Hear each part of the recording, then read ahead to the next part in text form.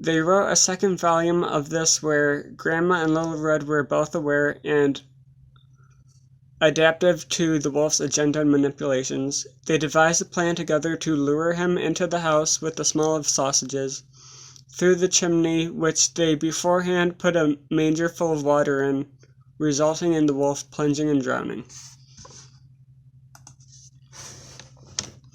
My analysis and evolution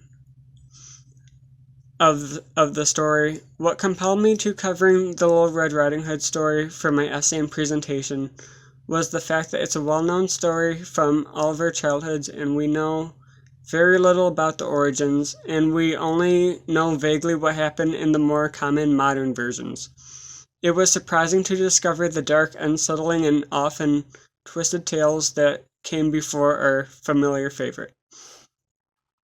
The earlier narratives of the fable were more grotesque, resulted in no happy ending for Little Red or her grandmother, or either had no clear moral of the story, other than don't talk to strangers, which isn't a strong ethic for most grown people, only naive children.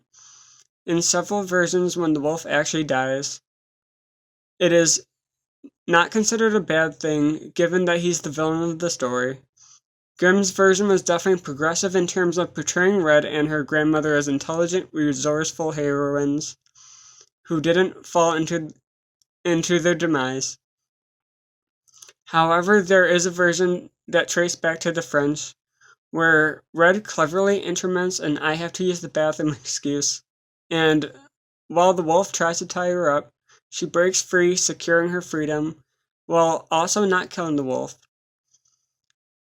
I think a lot of versions of the tales lack modern-day feminism in terms of making the heroines seem like helpless victims, the inherent naivety falling to their own demise, and issues regarding consent and intimacy with animals. Looking back on many of the stories, perhaps they're not the best to bring young children up on.